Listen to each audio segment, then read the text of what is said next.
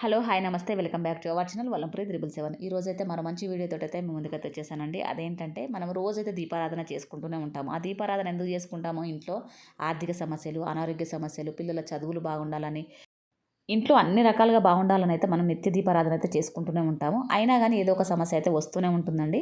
కానీ అవన్నీ తొలగిపోవడానికి ఇదొక్కటి చక్కటి పరిహారమే అనుకుంటున్నానండి. రూపాయి ఖర్చు లేకుండా ఇంట్లో ఉన్న వాటితోటి, అసలు ఇంట్లో ఉన్న వాటివి కూడా కాదండి, అసలు మనం పడవేయాలనుకుంటున్న వాటితోటి ఈ పరిహారాన్ని అయితే చేసుకున్నారంటే మనకి ఇంతలో అంతనన్నా మనకు చక్కటి పరిష్కారం అయితే ఉంటుందండి. ఇంట్లో నెగిటివ్ ఎనర్జీ అంతా పోయి పాజిటివ్ ఎనర్జీ అయితే ఉంటుంది. దానికోసము నేను చేయాల్సిందల్లా ఒక్కటేనండి. మనం నిత్య దీపారాధన చేసుకుంటూ ఉంటాం కదా, ఆ తర్వాత అయితే నెక్స్ట్ డే ఆ దీపపు కుందులలో మన ఒత్తులను తీసి పడవేస్తూ ఉంటాము. అవి పడవేయకుండా ఒక దీప ప్రమిదలో కానీ లేకపోతే ఏదన్నా చిన్న ప్లేట్లో కానీ ఎల్లనన్నా పెట్టేసుకోండి. అలా నేను చూపిస్తున్న విధంగా నేనైతే చిన్న ప్రమిద తీసుకున్నానండి. అందులో మాత్రం ఇవి నేను వినాయక చవితికి తీసిన ఒత్తులండి. ఆ రోజు 3 days పెట్టుకున్నాను కదా, ఆ 3 days ఒత్తులండి ఇవన్నీ.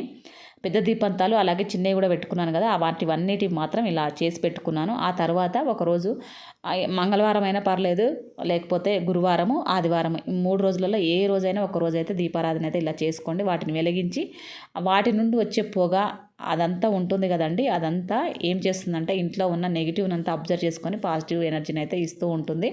ఇది నమ్మొచ్చా, దీనివల్ల ఏముంటుంది మనకు మాత్రం అనుకోవద్దు. మనము ఒక 5 రోజులు 4 రోజులు మనం దీపారాధన చేసిన ఈ ఒత్తులలో అంత శక్తి అయితే ఉంటుందంట అండి. నేను వేరే వాళ్ళు చెప్తే నేను విని చేస్తున్నాను.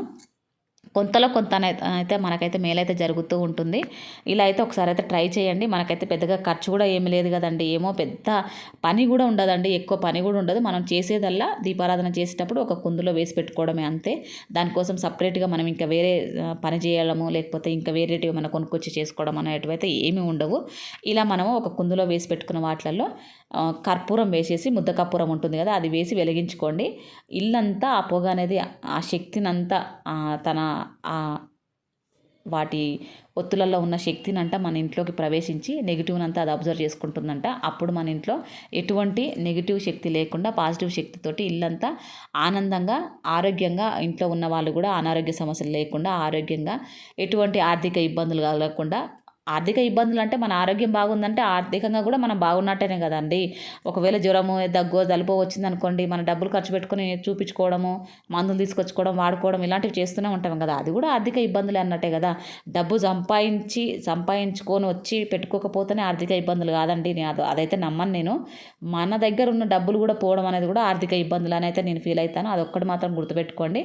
ఇలాంటివి మనం చేసినప్పుడు ఇంట్లో ప్రశాంతంగా ఉందంటే మన ఆరోగ్యాలు బాగుంటాయి, అలాగే మనము సంతోషంగా ఉంటాం, మన పిల్లల్ని బాగా చూసుకుంటాము, మన పిల్లలకి మంచి బుద్ధులు అన్నీ నీట్గా చూసుకునేటట్టయితే చేసుకుంటూ ఉంటాం. మనం ఆరోగ్యంగా ఇంట్లో చేత కాకుండా పడి ఉన్నామంటే ఎక్కడ పనులు అక్కడనే ఉంటాయి, పిల్లల ఆరోగ్యాలు పాడవుతాయి, ఇంకా మనం వాళ్ళకి చేసేటివన్నీ మిస్ అవుతూ ఉంటాము. అలా జరుగుతూ ఉంటాయి కనుక అలాంటివి జరగకుండా ఉండాలంటే ఇంట్లో ఇలాంటి పరిహారం అయితే చేసుకోండి. దీంట్లో నుండి వచ్చే ఆ పాజిటివ్ శక్తి అనేది మన ఇంట్లో ఆ పొగ రూపంలో ప్రవేశించి నెగిటివ్ని అంతా అబ్జర్వ్ చేసుకొని మన ఇల్లు అయితే ప్రశాంతంగా ఆనందమయంగా ఉంటుంది. కొంతలో కొంతన్నా ఇదైతే ఫలితం అయితే ఉంటుందండి. దీంట్లో తప్పకుండా అయితే ఒకసారి అయితే ట్రై చేయండి. ఎక్కువ ఖర్చు అయితే లేని పని, ఖర్చుతోటి పని లేకుండా ఉన్న పని అండి. నచ్చితే మాత్రం సబ్స్క్రైబ్ చేసుకోండి. Okay, bye.